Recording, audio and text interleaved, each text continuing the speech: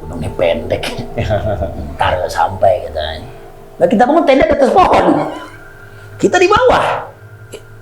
Gimana kok tenda di atas pohon ini?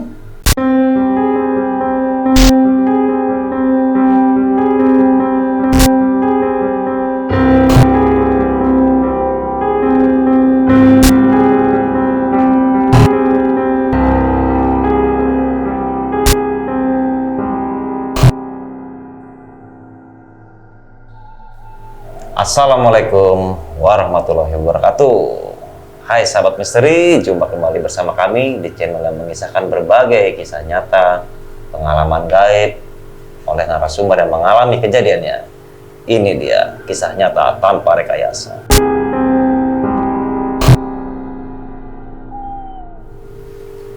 Alhamdulillah pada kesempatan kali ini eksklusif ya. Setelah sekian lama akhirnya kita bertemu dan tepat di sebelah saya duduk Pak Ci yang kita sering kenal. Dia juga seorang pendaki lawas, penggiat alam. Kali ini dia akan bercerita mengenai Gunung Kendang 2608 meter dari permukaan laut. Yang gunung ini terletak di daerah Jawa Barat, tepatnya di Kabupaten Bandung dan Kabupaten Garut. Nah, kali ini kita sapa Pak Ci. Assalamualaikum Pak Ci, bagaimana kabar Pak Ci? Waalaikumsalam. Mungkin Pak Ci bisa disapa para teman-teman semua dan bisa mungkin langsung menceritakan tentang ekspedisi ketika waktu di Gunung Kendang. Assalamualaikum, salam hormat dari saya buat para sahabat-sahabat dari rekam media. Kali ini saya diminta cerita untuk pengalaman saya waktu mendaki di Gunung Kendang, Garut. Pendakian ini sudah lama, kira-kira tahun 1996. Jadi, ya kalau kilas balik, dulu saya kan mendaki gunung itu selalu banyak mengeluh. Nah, kemudian saya ikut sebuah organisasi pendidikan. Nah, setelah itu, ya kalau bilang merasa sombong, kita jadi super pada gunung itu gitu. Yeah. Nah itu yang nanti yang akan saya alami cerita di Gunung Kendang Garut ini gitu. Pendakian itu sebenarnya bagian daripada omongan iseng kita. Yeah. Setelah kita istirahat berapa lama habis pendakian kita terakhir, kalau tidak salah kita mungkin pendakian dari Gunung Patuha atau Tikukur gitu.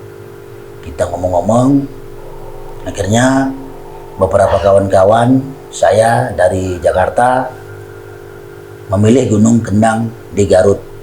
Pemilihan gunung ini sebenarnya sangat aneh juga, karena gunungnya tidak begitu populer.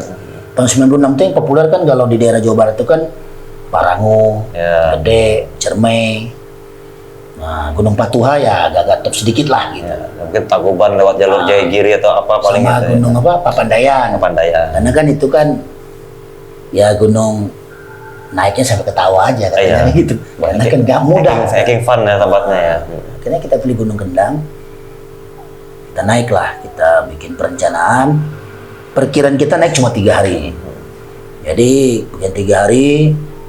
Kemudian tapi kita bikin persiapan logistik untuk pendakian 5 hari. Ya. Kan standar tuh kalau kita naik gunung, kita harus bikin perencanaannya, harus dilebihkan. Manakala ada terjadi sesuatu di lapangan. Ya. Kemudian kita cari data Gunung Kendang seperti apa, karena tinggi 2600, nah kita anggap gunung ini tidak terlalu tinggi untuk kita daki. Apalagi tahun-tahun itu kita juga habis mendaki beberapa gunung, puncak gunung. Kemudian perjalanan dari Jakarta, waktu itu naik bus kita, kalau ke Bandung, waktu itu kita ke Bandung naik busnya, masih nama bintang-bintang itu, bintang Permata atau apalah dulu, dan zaman itu dulu, dan lewatnya bukan lewat Cipularang belum ada, lewat Citatah. Ya, Citatah. Nah, lewat Citatah, kita naik puncak pas Citatah, gitu. Kita lewat situlah, masuk Bandung, baru kita nyambung ke Garut, kita naik elep itu, dan kita naik angkot sampai ke Gunung Kendang. Ini maaf juga nih kalau saya lupa beberapa tempatnya, karena memang kejadian sudah lama. Cuma memang kejadian ini tidak pernah saya lupakan, karena ada pelajaran berharga saya ambil dari situ. Sampai kita lah di kaki Gunung Kendang, desa terakhir, kita sampai sore lah. Akhir malam kita bermalam di salah satu warung kalau tidak salah saya tuh. Dan kemudian bermalam di situ, kita ngobrol. Biasa, kalau enaknya naik di daerah Jawa Barat itu, karena orang-orangnya pada welcome. Makanya kalau naik daerah Jawa Barat itu kita nggak perlu takut kelaparan. Bahkan makanannya lebih banyak gratis daripada bayar. Terjamin lah. Sudah itu, kita cerita, ya cuma diingatkan hati-hati aja kalau dalam perjalanan. Karena gunung ini jarang didaki, karena terus itu memang jarang dinaik, karena dia gunung belum populer kan. Oke, anak apa, Mang.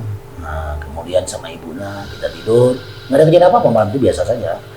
Kita bawa ransel, waktu itu ransel kita ya kayak sekarang hampir ramping. Ransel bulat-bulat, kayak tabung gitu. Kemudian peralatan kita lengkap untuk bawa persediaan 5 hari. Kemudian, tapi kita bawa sleeping bag. Kita bawa kain sarung dijahit 2. Ini kalau istilah kita dulu sarung bag. Ya, sarung bag. Kita bawa itu. Kita nggak bawa sleeping bag karena kita nggak berat, dan tenda pun kita lebih patokan pada fly sheet. Nah, tenda kita bawa 1 aja sebenarnya untuk 4 orang waktu itu tenda dom baru-baru populer lah gitu, nggak seperti sekarang canggih tendanya, terasnya bagus kan. Akhirnya besok pagi habis sarapan kita melakukan pendakian, perjalanan sekitar mungkin jam 9 pagi lah. Kita habis sarapan bersama-sama, kita lakukan perjalanan. Pada hari itu perjalanan, mulai kita jam 9 pagi, kira-kira kita mau mulai titik awal, kita kan pasti berdoa dulu. Semoga kita ada puncak, berdoa semoga ada keselamatan di antara kita. Nah, kita ini ngomong gini, gunungnya pendek, ntar sampai kita. Ini kita waktu itu habis naik, kalau salah Gunung Selamat atau apa, Gunung 3 ribuan. Oh iya nih, gitu. Ya udahlah. Tapi kalau bisa besok udah turun lagi lah, nggak usah terlalu lama di gunung ini. Nggak ada janji lagi Jakarta. Oke, ya kita naik. Oke, naik kita jalan. Kita habis berdoa kita ngomong itu. Kita jalan, nah, melewati jalan setapak. Waktu jalan setapaknya masih rimbun ya. Masih rimbun liar ya. Itu banyak apa? Kalau istilahnya pohon-pohon kirinyu. Kalau orang Sunda tahu itu kirinyu. Yang batangnya hijau, dalamnya putih. Itu daunnya bagus kalau kita ada luka, di punya taruh di luka bisa kering. Itu kalau daun kirinyu. Kita naik ke atas, jalan, ya ketemu pohon-pohon puspa, segala macamnya lah kan. Naik. Nah, itu sebenarnya jam 3 sore, ya beberapa kali istirahat lah kita. Kalau kita punya prinsip, pokoknya siang di mana aja kita istirahat. Jam 12 siang kita istirahat di mana aja. Jam 3 sore kita udah sampai puncak gunung itu. Memang cepat. Itu kita jalan lambat, banyak ngobrol gitu. Ini kondisi cuaca pas itu bagus ya? Cerah, bagus. Nggak ada masalah. Cuaca nggak ada masalah. Kenapa? Cuaca nggak ada masalah. Kabut juga nggak begitu ini. Gitu. Dinginnya pun bukan dingin benar, dingin semilir aja. Oh, sejuk. Sejuk aja gitu. Karena memang suasananya, kalau istilahnya suasana damai aja gitu. Iya. Sampai kita di puncak kita ngecamp jam 3 tuh. Nah, standar tuh udah ngecamp, ya ada bangun tenda, tarik flysheet, cari kayu untuk bikin api unggun kan. Dulu kita masih bisa bawa golok panjang-panjang sama pisau pinggang. Kemudian yang bawa pisau yang masak. Nah, saya biasa tugasnya masak. Ambil cobek, ambil cabai rawit, ambil bawang, giling. Lalu bikin apa tuh sop wortel, sambal cobek, masak nasi. Kita buat misting, bukan seperti sekarang misting kita yang kayak rantang itu, 3 tingkat itu, masih pakai itu gitu. Cabai rawit kita buat cabai rawit benar, jadi kita ulek di sana. Gitu.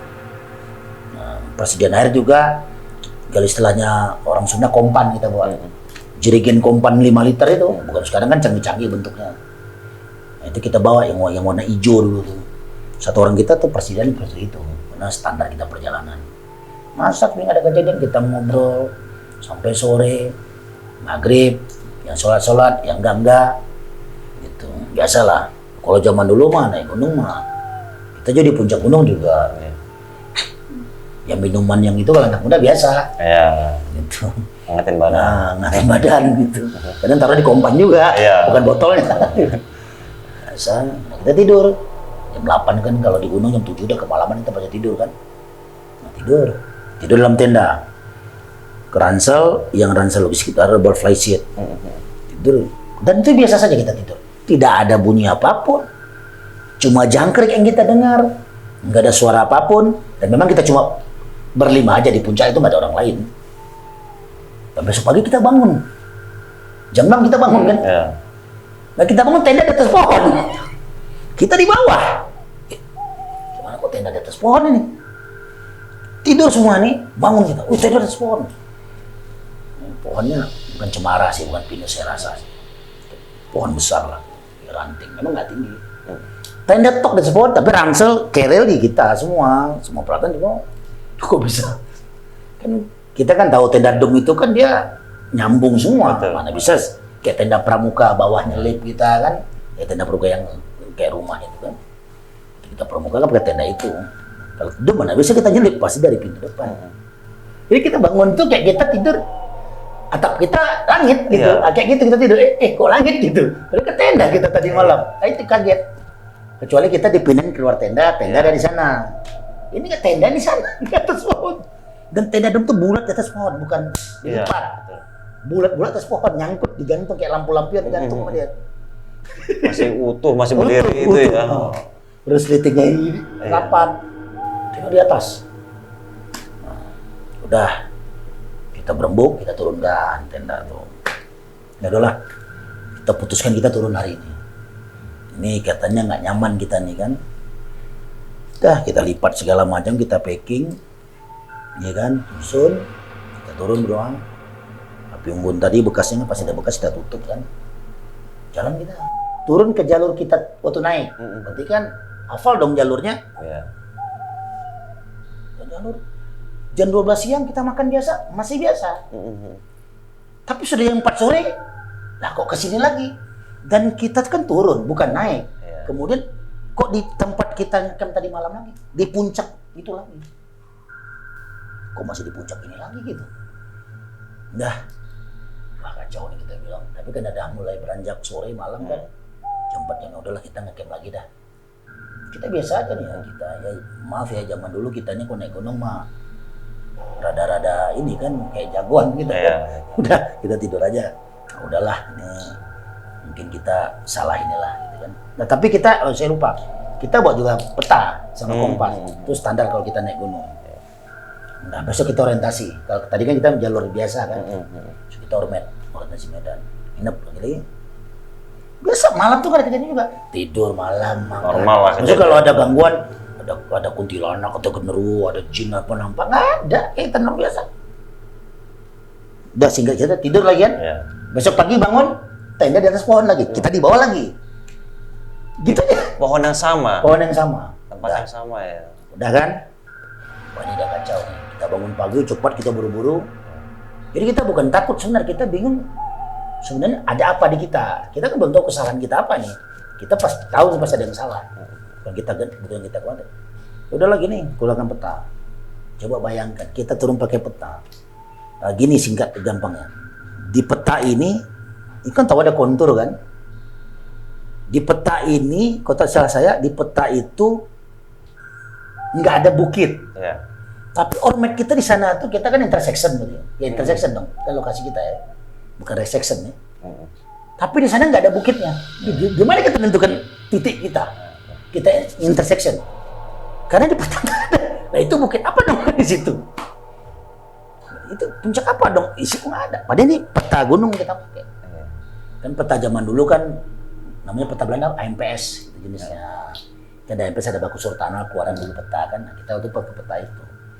Konturnya rapat tuh kan, per kontur misalnya ya saya kalau tak salah kan 20 meter atau 4 kilo atau apalah gitu rumusnya. Nomor saat itu memang tuh peta tuh ya paling akurat itu ya datanya. Peta itu karena peta Belanda itu paling akurat. Betul. Itu kita dapat kalau minta peta itu dulu zaman kita dulu di Badan Geologi di Bandung. Ya. Kita bawa kompas bidik sama kompas silva lagi. Dulu merek silva yang top ya. Kompas orientering itu top silva lah sama peta ada kompas bidik gitu. Ini puncak yang ada nggak ada di peta, yang ada di peta nggak ada di dunia nyata. Wah ini udah nih, jangan-jangan salah bawa peta. Kita lihat lagi, lah kan benar ini. Nama-nama kelihatan situ tuh, walaupun jangan lama. Nah, terus kok bisa muncul? Kok situ nggak ada, ini ada, itu ada. itu nggak ada, ini ada. Jadi muncul kayak bukit gitu. Kita berlima kan lihat hal sama, kecuali kita sendiri lihat ya enggak. Itu kan berarti kan kita pandangan mata kita kan disaruin. Udahlah kalau gini, ini kita pagi ya, berarti sudah hari ketiga. Ya, hari ketiga. Ketiga. Untungnya tadi kita buat bekal untuk 5 hari. Itu bekal 5 hari, naik untuk 3 hari, masih ke cover sama kita, nggak ada masalah. Udahlah, kita nggak usah ambil jalan setapak yang kemarin, kita cari jalan baru. Nah, kita punya pikiran, bukan punya pikiran, dalam pendidikan kita selalu diajarkan tiap punggungan itu pasti ada jalan setapak. Nah, itu kira-kira tuh doktrinnya. Kita cari punggungan, melalui jalan setapak, karena biasa penduduk Indonesia kan cari kayu kan pakai jalan setapak di punggungan, bukan di lembah. Susur jalan setapak. Enggak, jalan setapak di punggungan. Naik, anak turun naik. Jadi kita bikin 2 orang sana kejar, nggak ada. Pokoknya ini jalannya nggak ada jalan. Itu jalan yang kita naik dan turun. Jalan setapaknya itu aja tuh. Jadi gimana nih? Udah kita rumuskan, kita ikut jalan itu lagi deh. Yang kita naik turun tadi. Dari ketiga nih, turun. Sama juga siang. Nggak ada gangguan. Misalnya kalau, maaf ya, kalau di Gunung Lau kata orang ada burung, ada serangga. Kita nggak ada apa-apa, biasa saja. Itu siang, sore, balik lagi ke situ. Wah ini kacau nih, gue bilang. Kita turun, naik lagi, turun lagi. Ini kapan? Tapi kita nggak terasa naik, itu anehnya. Tapi kita turun, tapi ke situ lagi. Jadi macam kita gini, turun, titiknya itu. Turun, titiknya ada di situ lagi. Kira-kira begitu kan gitu. Itu udah, kita nge-camp lagi. Malam kita evaluasi. Besok kan hari keempat nih. Jadi gimana caranya evaluasi? Nah gini, ini pasti tidak normal. Kita cek diri kita masing-masing. Baru kita ingat, habis berdoa itu. Yang ngomong saya lagi. Ya udah, jadi gimana sih? Ya udahlah. Nanti kita besok pagi sholat subuh berjamaah aja. Besok pagi dia pasti dipindahin lagi tenda. Dia pasti usil lagi sama kita. Besok kita doa. Nanti kita minta maaf besok dan malam ini kita tidur aja. Udah malam tidur seperti biasa. Benar, besok pagi tenda pindah. Jadi kita bangun subuh jam 5 tenda udah pindah. Tadi kan biasa jam 6, ini jam 5 udah pindah juga. Akhirnya nggak apa-apa, kita sholat segala macam. Air kita masih utuh. Kita nggak ada air kan. Kita kan boleh 5 liter satu orang. Nggak masalah, kita sholat, kita doa, minta petunjuk ini. Udah selesai berdoa. Mohon pada Allah, kalau benar jalannya ada, tolong tunjukkan. Kalau memang tidak ada jalan, kami harus di sini. Ya udah, kami ikhlas juga. Karena ini kita sudah buntu luar biasa. Karena kita berhadapan pada sesuatu yang kita tidak tahu apa musuh kita. Kalau orang jelas kita bawa barang dan kita baca orang mati.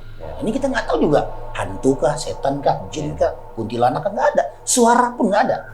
Jadi kita melawan sesuatu yang kita tidak tahu bentuknya. Kita nggak tahu bentuknya. Kemudian keadaan hutan sama aja. Tidak ada misalnya ada burung menyeramkan atau binatang menyeramkan, maung atau apa, nggak ada. Normal. Cuma tenda pindah aja. Saya pribadi, saya bilang, ya Allah, tolong tunjukkan yang lainnya. Saya ngomong juga, ayo penunggu sini. Nah, saya ngomong nama saya ngomong bin saya ini. Kita di sini lumayan, kalau ada silap kata, kita mohon maaf. Maklumlah kita ini kan, namanya anak muda, mungkin kelepasan omongan. Nah, ada yang tersinggung. Alam kita kan beda gitu. Ya kita bukan nggak mau, ini nggak pulang-pulang kita kalau begini terus. Kapan kita pulangnya? Saya ngomong gitu terus. Udah selesai, kita beres-beres sarapan, jam 8:30 jam 9 pagi kita jalan. Percaya nggak? 5 meter kali kita jalan di punggungan yang kita bilang tak ada jalan tadi. Kita nggak ngambil jalan kita naik turun, ada jalan setapak punggungan gitu. Jadi ada kita turun aja, ada punggungan untuk terus ke bawah. Kita berjalan itu, kita nggak ambil jalan itu lagi. Kita turun punggungan itu. Kita turun, ketemu penduduk. Ya mungkin bapak benar, bukan gaib, bukan. Dia malah heran lihat kita turun. Ini dia ngelamun. Dari mana? Atas pak. Ngapain ke atas? Gunung pak.